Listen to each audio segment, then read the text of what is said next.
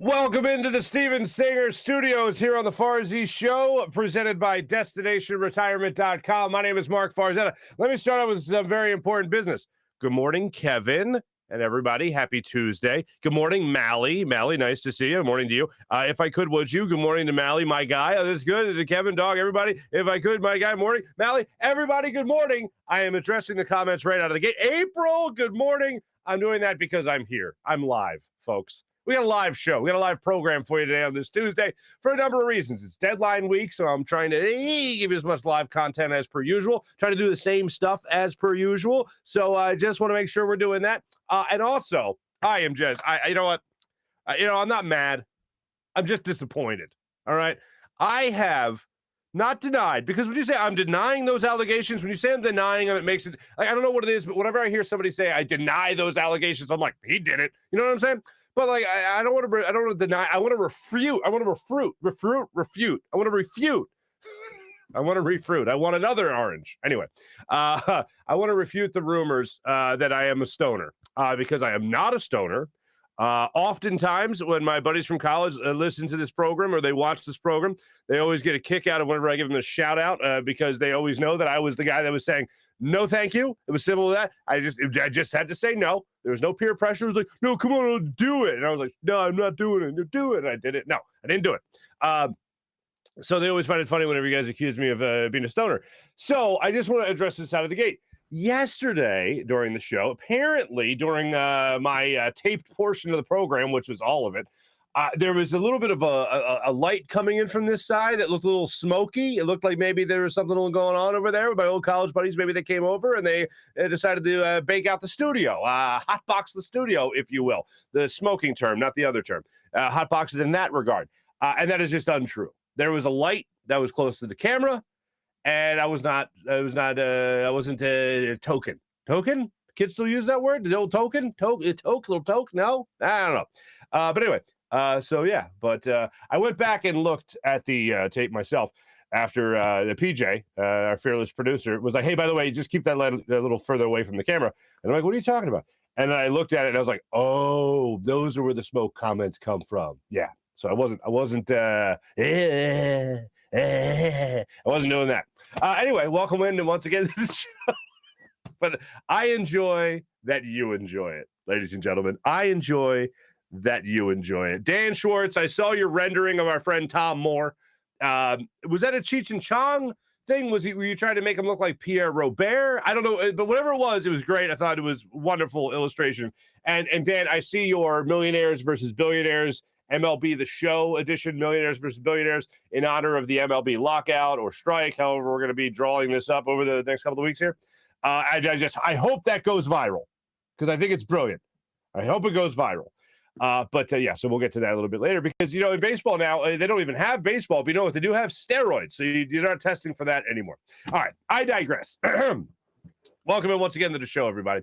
Let's jump into what everybody is talking about this week, and that is James Harden and the Philadelphia 76ers. We're going to get into that conversation. We're also getting into the conversation with Joel Embiid, jumping on the Mike Missinelli show yesterday to talk about Ben Simmons and really how this year has played out so far for the 76ers, who right now, without Ben, are 2 games out of first place in the Eastern Conference. Miami Heat in the top spot, followed by the Bucks, 1 game behind, and then it's a tightly wrapped race. 2 games separating the 76ers in the 5th or 6th seed right now and the number 1 seed in the Eastern Conference. That's insane. And the Sixers are back at it tonight, by the way, 7 o'clock tip-off in South Philadelphia against the number 1 team in all the NBA in the Phoenix Suns. They're coming to town tonight to take on the Sixers. So a huge measuring stick game for this 76ers squad. But let's start it off with the rumors. Right now, the 76ers are rumored to be interested in James Harden. I'm going to go ahead and say the Sixers are interested in James Harden. I think Daryl Morey is very interested in James Harden. Now, here's what is for debate, what they're willing to give. Right now, Adrian Wojnarowski, who I think is the guy Daryl Morey was referring to as the one credible reporter out there, Daryl Morey is rumored to be after James Harden. And Adrian Wojnarowski put it out there that a couple of weeks ago, Daryl Morey made a call to the Nets and said, what about James Harden? Can I get James Harden? And the reaction was no. So there was a discussion, at least with the Sixers saying that they were interested in acquiring James Harden, to which the Nets said, not happening. There has been no further inquiry. There has been no official trade offer. There's been no there's been no further conversation about acquiring James Harden. Bleacher Report came out and said there has been nothing of the sort with James Harden. Now, not even what Adrian Wojnarowski was saying. So I'm like, all right, if it's Bleacher Report versus Woj, I'm going to go with Woj on this one. Then to go further down the line here, you listen to Bill Simmons, and Bill Simmons came out recently and said that, yes, the Sixers are interested in James Harden. Yes, the Sixers have inquired about James Harden, and the Sixers apparently are willing to part ways with not only Ben Simmons, but Seth Curry, and the Nets would be down to clown when it came to a deal like that. If you're telling me right now that you could take Ben Simmons and Seth Curry and put them in a package and put James Harden in Philadelphia, donezo. How has that not happened yet? Which only leads me to believe the only reason that hasn't happened yet is because that ain't the deal. When it seems like it's that easy and the trigger hasn't been pulled on it, then it probably is not that deal to get it done. That's probably not the move that the Nets are willing to make to bring Ben Simmons in as well as Seth Curry. They probably want just a little bit more than Seth Curry. And all due respect to Seth, I think he's having a great year for the Sixers. He has been a huge bright spot for him so far this season, especially when healthy or not sick or whatever. I think he's been great, and he's filled a huge void for this team. But right now, you're telling me for this Sixers team, that's two games out of first place in the Eastern Conference, you're telling me that you're essentially trading for this roster right now, Seth Curry, for James Harden? How has it not been done yet? The only answer to that is James Harden doesn't want to be moved yet. He wants to see how the rest of the season goes out with the Brooklyn Nets, or the deal, like I said, just hasn't been made yet. Or maybe the Nets are just saying, well, we'll see how it goes right now and see how James Harden plays out the rest of the year here. Or we'll see if we get even more offers for James Harden, which I doubt, considering the money that's attached to it, and also the extension that would probably have to be agreed to as well. So all that, I would say, the deal either hasn't been made, James Harden doesn't want to leave, or the Nets just simply aren't moving him. They, too, want to see what they can do when it comes to that three-headed monster that they had talked about, the big three of stars that they that they acquired a couple of years ago, to see if they could form that super team and actually win an NBA title in Brooklyn. But if that is the deal that's on the table, according to Bill Simmons, then that's a great deal. If that's the deal that the Nets are willing to take, Sixers should be pulling that trigger in the not-too-distant future. Thursday, 3 o'clock is the NBA trade deadline, so we'll see how all this shakes out up until then. But if that's the deal, I'm all about it. I still have my reservations about giving up anybody like Tyrese Maxey or Matisse Thybulle. I still have reservations there, more so for Maxey. But if you're telling me it's a Thybulle and Simmons deal to get Harden here, I'm pulling that trigger as well. Still have my reservations about the long-term usage of James Harden here in Philadelphia. Especially with the bad year that he's having right now in Brooklyn. But I think if you have a chance to put him with Joel Embiid, you simply make that deal. There's a couple other deals that are out there. We'll speak about that a little bit later in the week. Possibly CJ McCollum coming to Philadelphia. Still Bradley Beal out there with his name floating around. So all this will come to a head this week. But as of right now, despite all the things that you heard yesterday, I go back to our good friend Adrian Wojnarowski, and this is basically where we're at still. And this clip is 3 weeks old. Micah, there is no movement.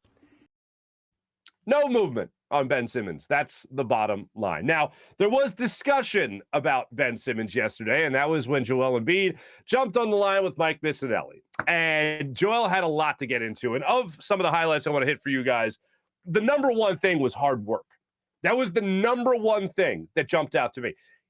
Joel Embiid's no dummy.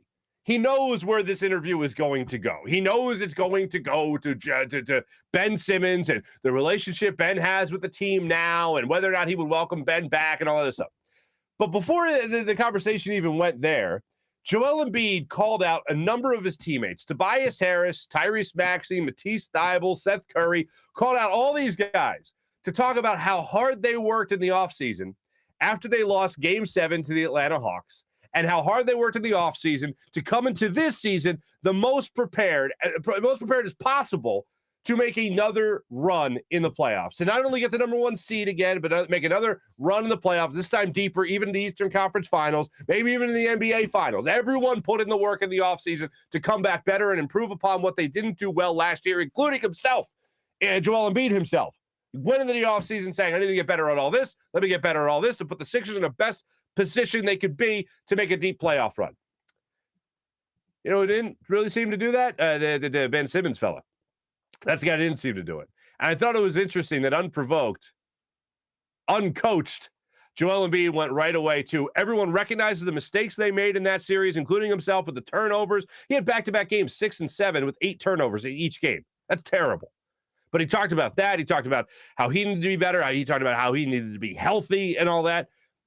Joel Embiid talked about all the things that they needed to improve upon and the guys that did it. Ben Simmons isn't one of those guys.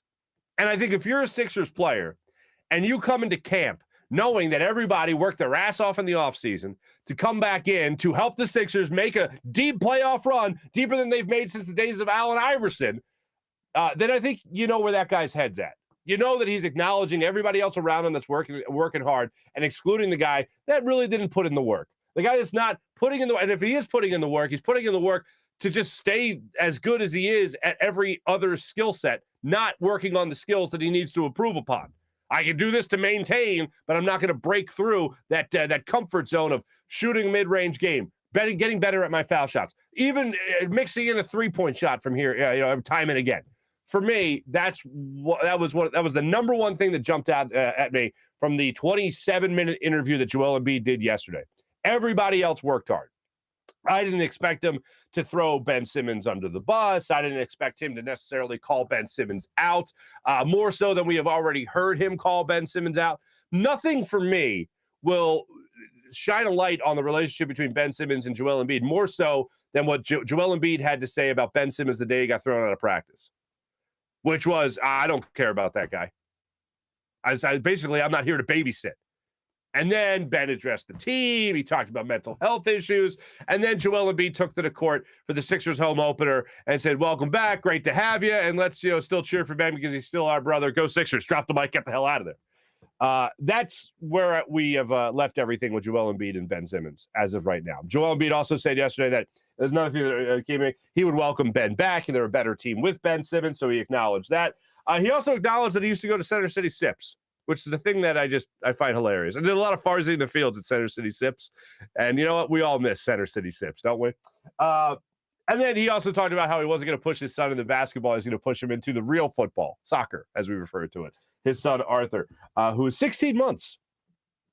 See, at that point, I go with a little over a year. It's Joel Embiid's a month guy. I never got into that. There's parents that are like, 32 months. What? Like, why are you giving me a math problem? That old chestnut.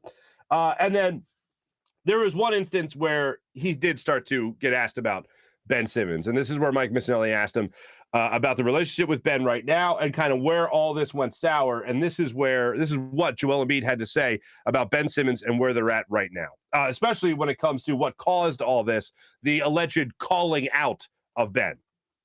Guys getting called out and, whatever. I just don't see it that way. Like, you look at the comments that were made, if you want to put me in that position. You're talking about the comments that Doc made and then the ones they say you made also. Yeah, but you look at the way I spoke about it. I didn't call anybody specifically. I just said, I called out a bunch of events that happened, which was, we missed a free throw, and which was Matisse. Matisse wasn't mad at me. He just knew that, I'm challenging him. Like, I want us to be better. I want to be better, and I want my teammates to be also be better. He didn't get mad at me. And then I also called out, my own turnovers. I had a big one in that fourth quarter by Gallinari. He stole the ball from me. There was also a bunch of other events we fought, three-point shooters in that end of that fourth quarter. There was a lot of stuff that happened, and obviously Coach made some comments, which, I didn't see it as... So do you think his reaction was unreasonable? Oh, definitely. I think everyone acknowledges how unreasonable Ben Simmons is being. It really, some of the most telling stuff that has come out about Ben in the Ramona Shelburne piece, especially, is that he wanted Doc Rivers to visit him, but did not respond to any of the messages from Doc Rivers when Doc Rivers reached out to him. We got into this yesterday with Tom Moore. It's like, you're in a relationship with someone and they're like, leave me alone. You leave them alone. And they're like, why didn't you come over to me? Like, what the hell's that? Don't give me mixed messages. Don't expect me to read your mind, Ben. And then Joel Embiid, the one thing that didn't get brought up yesterday, and I wish this question was asked. He was asked about text exchange with Ben Simmons, and Joel Embiid said, that stuff's private. But one thing I would have loved to have known is, what would you have said to Ben if he didn't say, don't come out to L.A.? Because remember, it was Maxey, I believe, it was Curry, it was Embiid, and it was Thibault that were willing to go, maybe it was, Harris to go out there with Joel Embiid and Thibault to go out there and say, hey, Ben, what can we do here? What can we do to get you into camp? What can we do to make you join this team again? And I would have loved to have known, first off, the intent they had to go out there. I assume that's what it was, to just bring them back.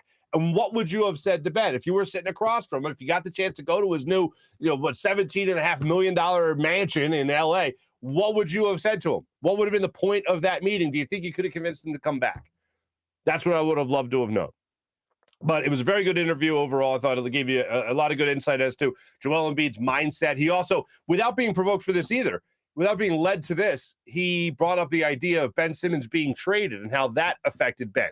He tried to couch it by saying, I'm just speaking in general.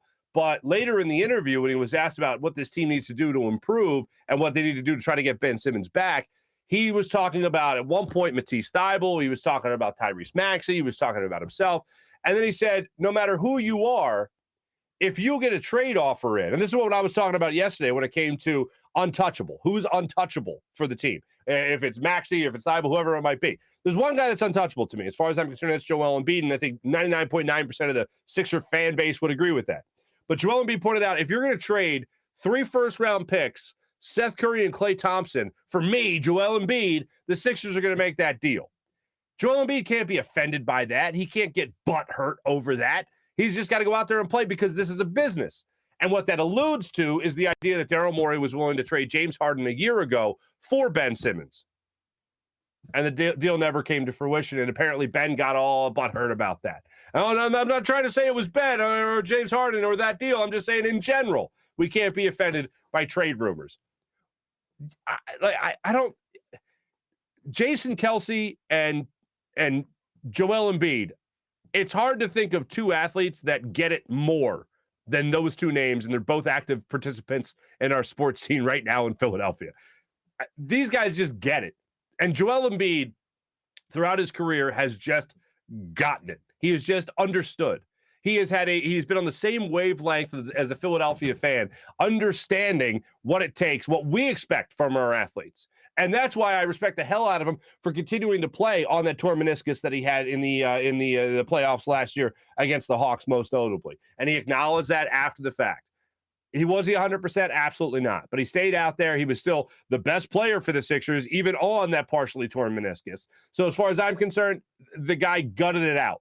I look at Ben Simmons. I didn't see a guy that gutted it out. And we all know what happened in that series. We all know how it ended in Game 7. We all know what Ben did. We all know about the past. We can rehash that a million times. But basically, I'm just saying it to bring up the fact that I feel like every single time I watch Joel Embiid or listen to Joel Embiid, we should just be grateful for his presence here, because not only is he an MVP candidate now 2 years running, he is also a guy that simply understands the city and understands what we want. And he is trying to get us what we ultimately want, which is a championship. I don't know how many times, if you want to splice it together, but if you go through those 27 minutes, he dropped, I want to win, or I want to win a championship at least a dozen times. The MVP conversation he didn't even want to get into. All he wanted to talk about was how he wants to win a championship for this city, for this team, for this franchise, for his teammates.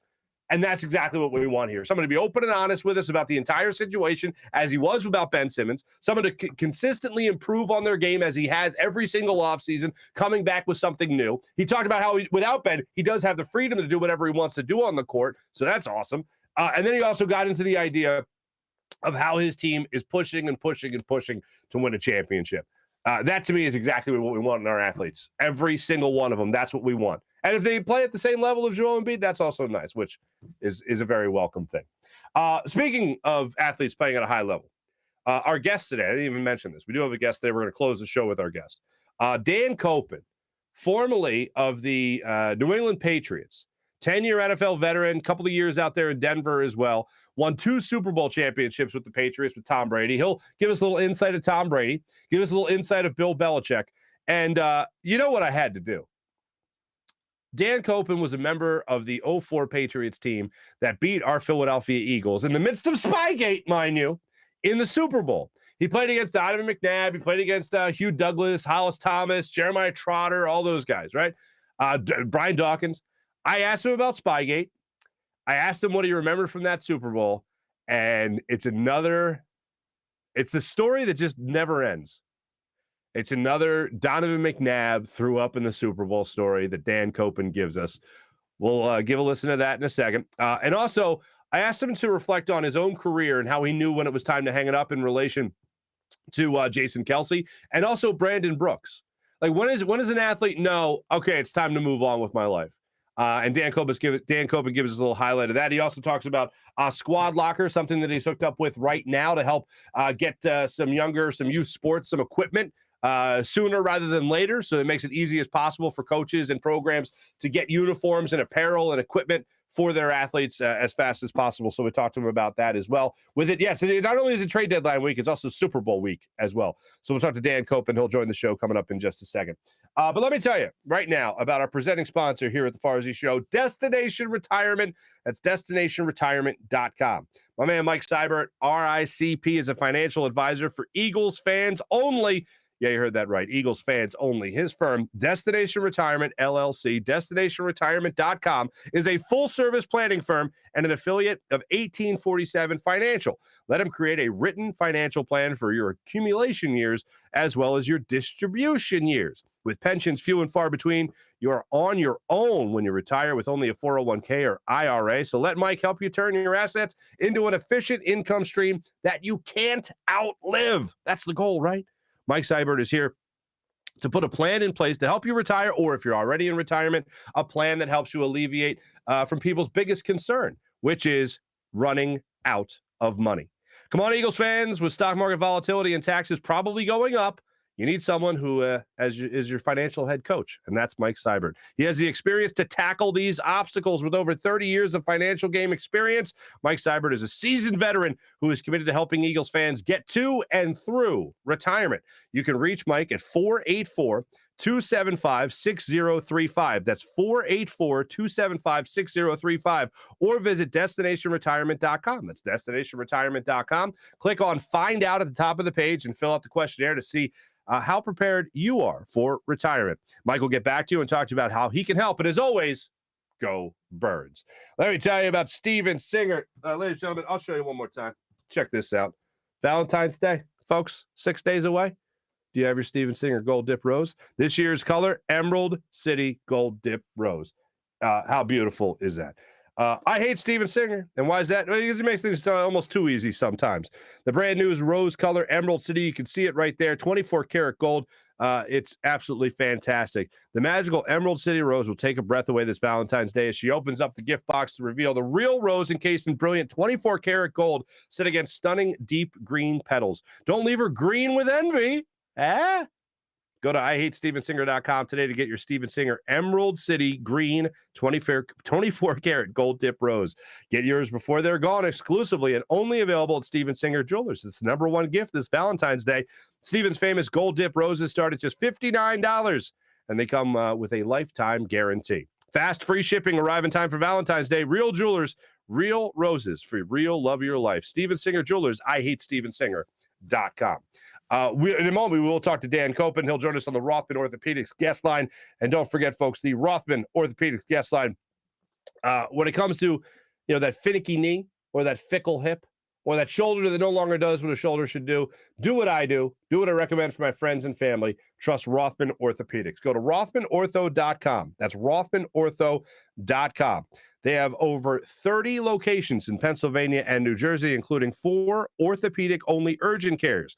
Learn more at RothmanOrtho.com, the official orthopedic partner of the Sixers, Eagles, and Phillies. So make sure you check out RothmanOrtho.com. How about the people of WinView? WinView is the only game where fans can take on other fans and end the debate once and for all. Who is the biggest sports fan? If you have those friends or family members who think they know everything about sports, play them in a WinView contest and see if they can walk the walk as well as they talk the talk. That's how you break up the monotony of family dinners and get-togethers with a little WinView challenge. NBA games, Super Bowl, got everything to look at right now. So make sure you download the WinView app right now. It's not a sports book, not daily fantasy. It's a social gaming app where you can win real money prizes on making predictions of the games that you love. Sixers Suns tonight. Nice little matchup for JoJo. See if JoJo continues. By the way, number 1 scorer in the NBA, 29 points per game. See if he can keep on hitting that over for you. So make sure you check that out. And also make sure you follow all things going on at the trade deadline for the NBA at PHL Sports Nation. That's PhiladelphiaSportsNation.com. Before we get to Dan Koppen, I do want to check in with you guys in the chat tag. Haven't done that since last week. So let's do that right now. Let's check in and see how you find people are doing. I started it off by reading the good mornings. Nice to have yous guys, as per usual. Mally, first step is admitting you have a problem. I have no problem. Mally, April, John, Cheeseboro, what's up, buddy? Saw the light and wondered, were we in dream sequence? That should be good. I should do a show just in dream sequence once or twice. Joel said nothing wrong. Mally, you're absolutely right.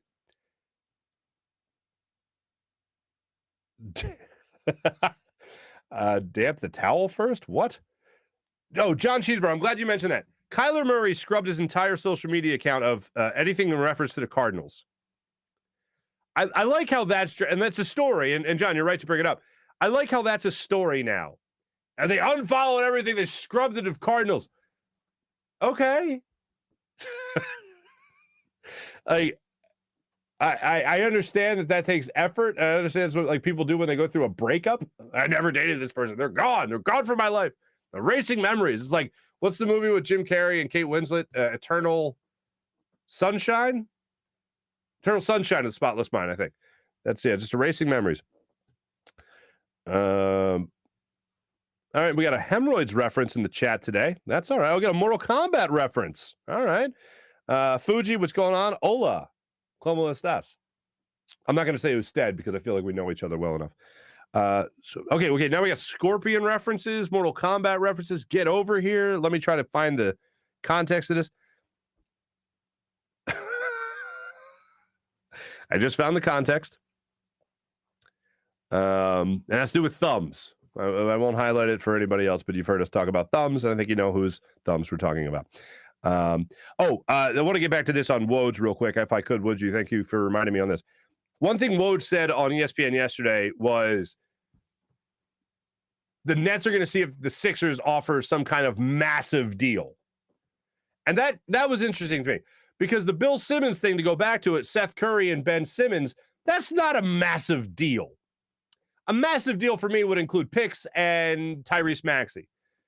That would be a max. That would be like a huge deal, right? But like Simmons and Curry, that's not a big deal to me. That's a yes, where do I sign idea. So yeah, go ahead. See you later. But I thought it was interesting that he used that term massive deal. Because I didn't think that Curry and Simmons were at all that. But there you go.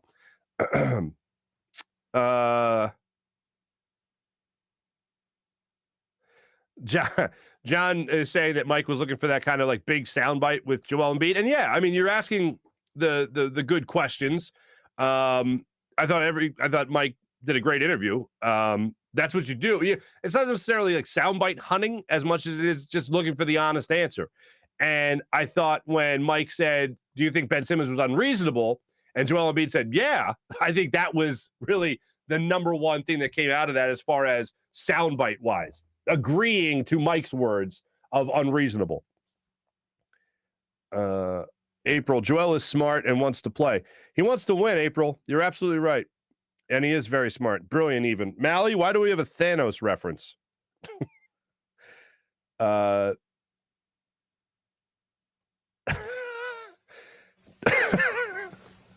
Mally, cheers, buddy.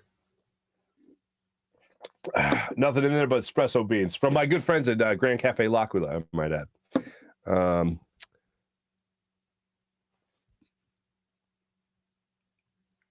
All right. The references, folks, in the chat today are off the charts.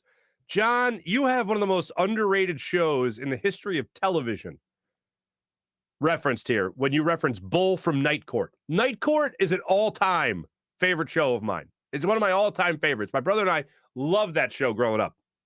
Any reference to Bull from Night Court is welcomed. Any reference to Mel Torme is referenced as well, just for the sake of, that show.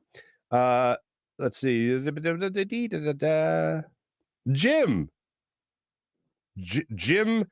Grassmetter. Am I saying that right? Welcome to the chat. Just saying he's not sure if Ben's mentally ready to play basketball, period. It's April. Hello, April again. Okay. April saying she's scarred from that Super Bowl. Dan Koppen's a good time. Let me just say that. I really enjoyed this conversation. I hope you guys enjoyed the conversation too. April, we do have to get Chris Long on. That has to happen.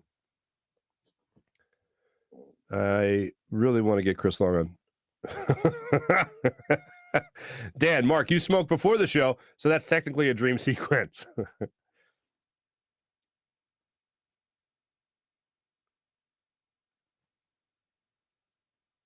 Sean, Farzy, stay out of the chat check. You'll lose your mind even more. You are a new father again. Is the shirt even more wide open? Oh my God, yeah, it looks like I'm wearing pajamas. Jesus. Yee. Let's see here. Let's try and get somebody else. Harden, you have a short window along with Embiid. Look, I'm telling you right now, and it's been my number one guy, and it's going to be my number one guy throughout. Bradley Beal's the guy I want. I want him more than James Harden. I think long-term, he fits better. I think skill set-wise, he fits better. Cost-wise, I think he fits better. I want Bradley Beal. That's who I want. Even more so than James Harden. I want Bradley Beal. And I think you would get the most return for the least investment. So that's what I would want to do. There you go. Thank you very much, everybody. Appreciate you guys. As per usual, hit me up in the chat check. Thanks very much. All right. This was a lot of fun. And we got our Josh Weinfeld of Buzz Sports Entertainment reached out to me and said, do you want to speak to Dan Koppen? And I'll be honest with you, I don't have a lot of offensive linemen in the history of the game memorized that didn't play for the Eagles especially. And I was like, so for some reason, Patriots jumps to mind. And he goes, yeah, Patriots, I won 2 Super Bowls. They're looking to push this squad locker thing. And I was like, yeah, sure, let's party. And I realized he was in one of my favorite all-time athlete commercials. And it was with Tom Brady and his 5 offensive linemen. And they were supposed to represent the 5, I even forgot it in the interview, and he corrected me, 5 layers, I want to say, maybe I'm wrong, of protection with the Visa credit card. And anyway, I thought it was the greatest commercial. And Dan was in it. So I asked him about that. We talked about the Super Bowl. We talked about Tom Brady. We talked about Bill Belichick. We played the hits is what we did. So without further ado, everybody, thanks for joining me here on the Farzy Show today at the Steven Singer Studios. Our presenting sponsor, DestinationRetirement.com. Shout out to them. But I leave you with this interview with our good friend, new friend of the show, Dan Koppen, formerly the New England Patriots. And also Jim Hyden produced the show. Did a phenomenal job as per usual. Here is our conversation on the Farzy Show with Dan Koppen.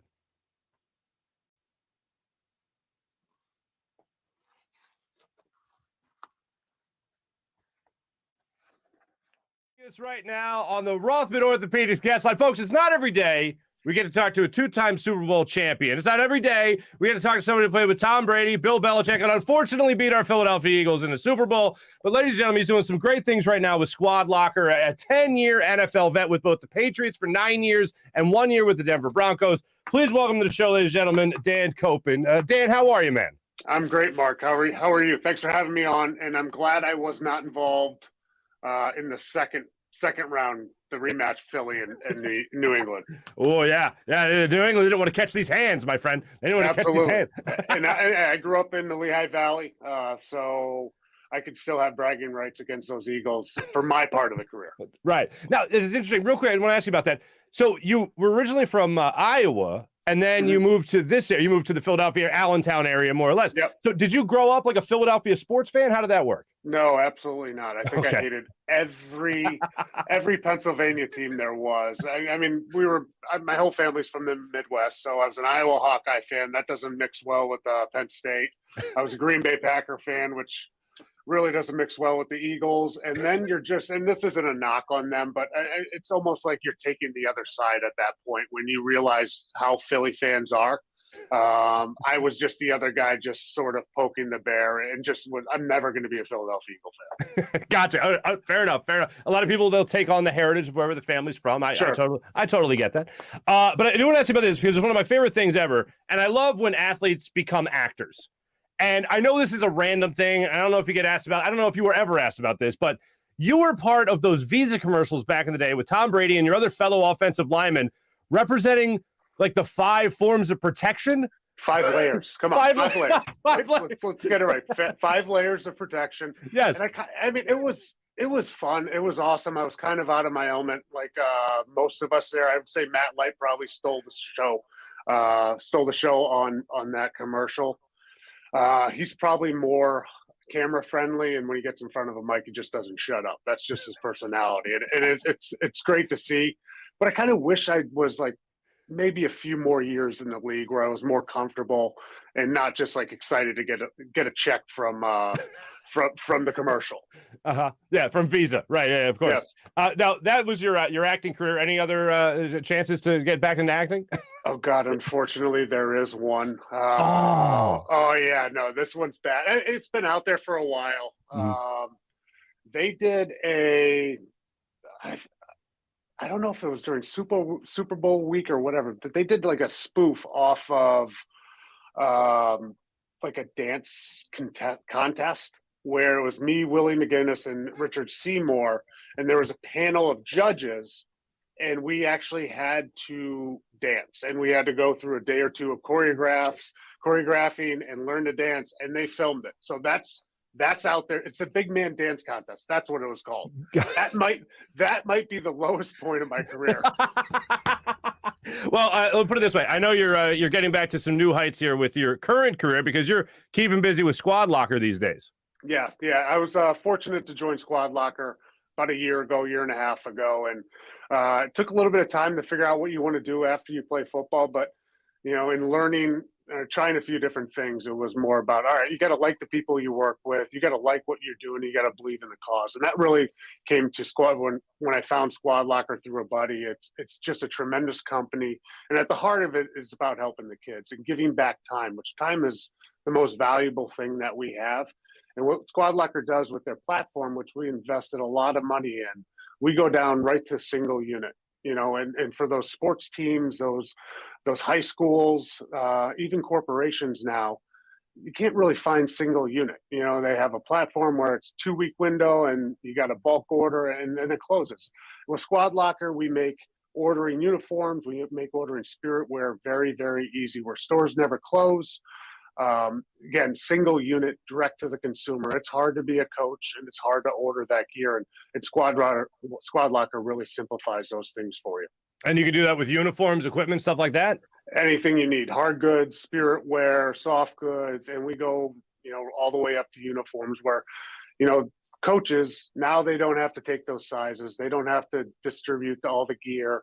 Those parents can go on there and order those uniforms and whatever else they want to represent their team, and it gets shipped directly to the house. Now they've got extra time on their hands, whether they can spend it with their own family, they can develop more teaching techniques, coaching techniques, they can mentor kids, and maybe just some time. Maybe they need to go play golf a little bit, blow some steam, go hunting, whatever they need to do. But that part, as a coach, and I've done it before, it's a pain in the ass. I mean, it really is. So there's a new way to do things, and it's hard to change from how things were done for so long. But, we're trying to get the word out there to coaches, to, corporations, to high schools. Hey, you don't have to invest your time in this right now. It's hard. We realize that. That's why we want to take care of it for you. And you can focus on the things that are most important to you. For more information, I know people could check out squadlocker.com as well. I want to ask you something. Going back to your 10 years in the NFL as an offensive lineman, a center, obviously. we just went through a retirement here with Brandon Brooks, who's one of the best right guards we've ever seen in Philadelphia. Jason Kelce seems to always be mulling retirement over the last 5 years or so. How does a player know when it's time to hang it up? I think when the thoughts start to creep into your mind, it's probably retired. I think I hung around probably 2 more years, and that's probably ended up where when I ended up in Denver for my last 2. It's other things become important at that time. You're not 23, 24 years old and all by yourself. You've got families, you got other commitments to deal with, and that's okay. Life changes. We can't all be 44 and retire when we're, the greatest quarterback or greatest player of all time and have 4 other things lined up, and God bless him. I mean, that's what he deserves. But, when you start thinking about, the second half of your career and the second half of your life, it's probably close. Remember that Days of Thunder, Cole Trickle? He's like, I'm more afraid of getting hurt than I am of being nothing. Anytime, like, all right, when you start those doubts in your mind of a player or getting hurt or I just don't want to do this anymore, it's probably coming close. All right. Now, you mentioned him already by at least his resume, and that's Tom Brady. What are your major takeaways from playing with a guy I consider to be the greatest athlete in the 4 major American sports, player, whatever you want to call it? What were your major takeaways from watching him grow and develop into what he has become? His humbleness won inside the locker room. It wasn't about him. It was about the team. And, it's preached a lot about New England. It's about the team. It's true up there. And he was, when you have your number 1 player on the team in the most important position, preaching and on the same page as a very disciplined head coach, it's kind of hard, to not have success. Although it's very hard to have success. But when you get that number 1 guy in that role, it's a lot easier to have everybody else buy in. So he was always that guy. And aside from everything that he did on the football field, I mean, he really is. He's a great friend. He's a great teammate. He legitimately cares about what's going on in your life outside of football. Mm-hmm. Any indication? I mean, you guys won a couple Super Bowls together, but in your early years there, 02, 03 you're talking about here? Yeah. Well, I mean, come on. You can't forget 04, right? 04 was when we beat you guys, right? Naturally, of course. Yeah. Oh, we'll get there. But in the early goings there, what impressed you the most about just meeting him before you won anything with him? What were some of your early impressions of Tom Brady? I think we had a great relationship off the start. I went to school at Boston College, so I've been up here the whole time, and I was the guy probably rooting for the Raiders and rooting for the St. Louis Rams, and when they made that run in 2011. But when you come in and actually meet him, it's just like, whoa, you're not who I thought you were going to be.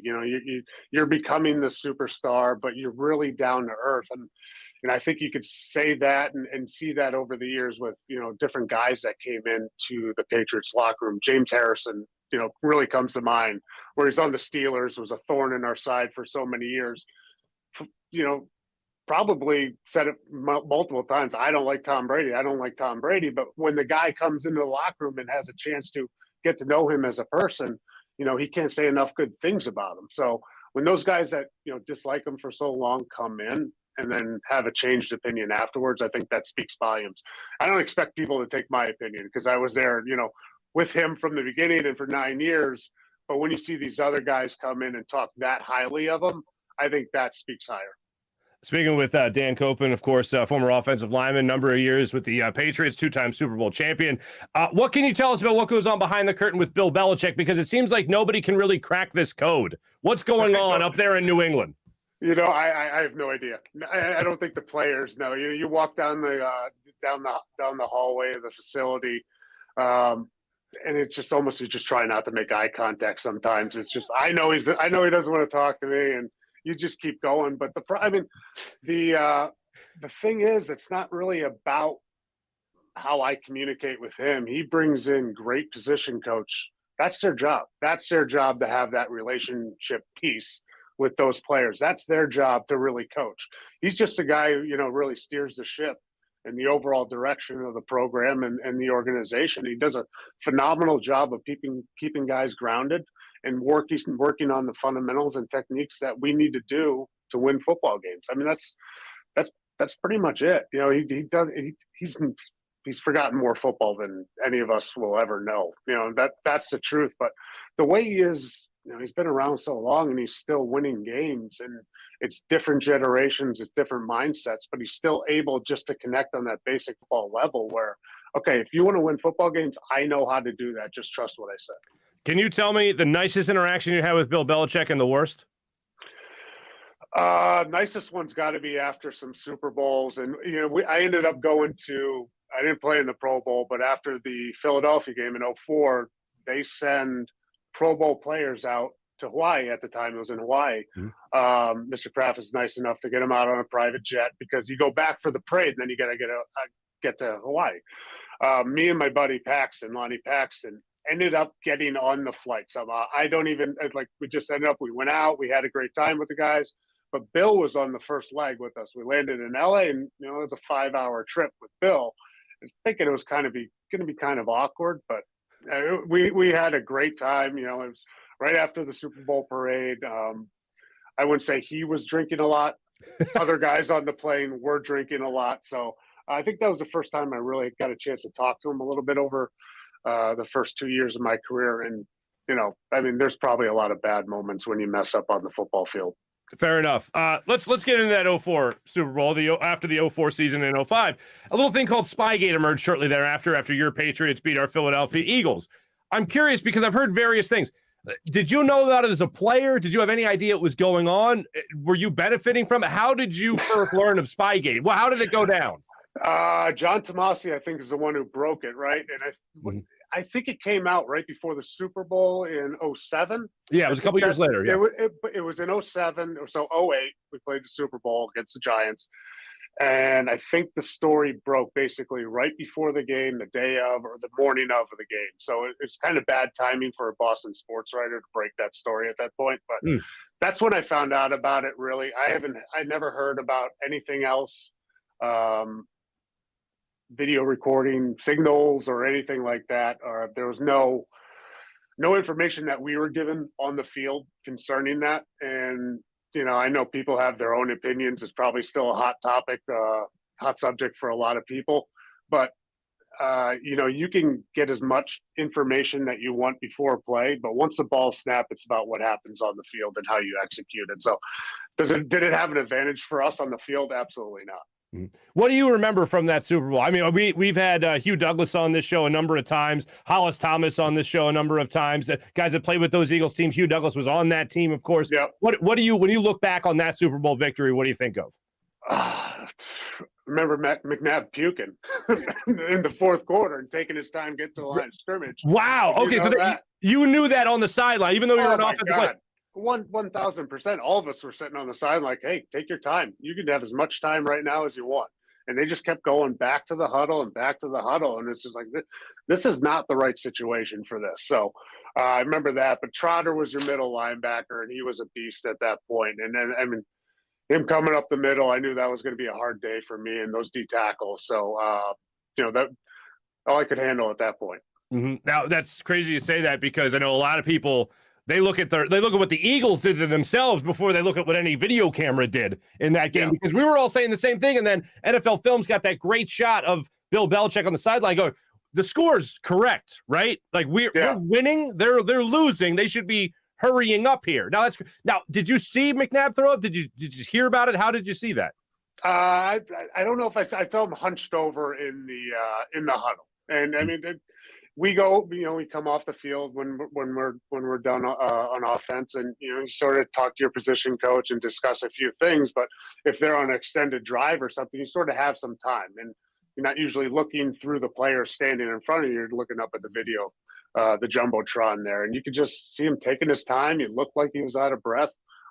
Was he out of breath? I don't know. You'd have to ask him that. Understood. We got a guy in Philly. I mentioned him already, Jason Kelce, who we think is a Hall of Fame center. You certainly played the position for a lot of years in the NFL.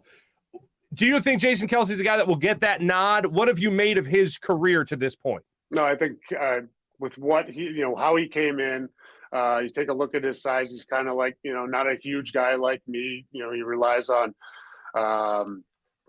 his tenacity and just technique and fundamentals. I think he's a great leader, and I think he's had a tremendous career. And I definitely do think he's going to get a look for the Hall after you take a look at what he's done in his career.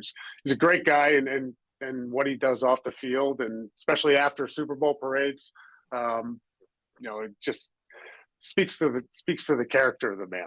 Absolutely. Dan, I really enjoyed this conversation. I can't thank you enough. Make sure you guys check out Squad Locker, squadlocker.com. And are you doing a podcast as well? Yeah, we got a podcast that we do usually weekly up here. It's called Past Our Prime. It's with a buddy of mine, technically my boss, but we won't go down that route.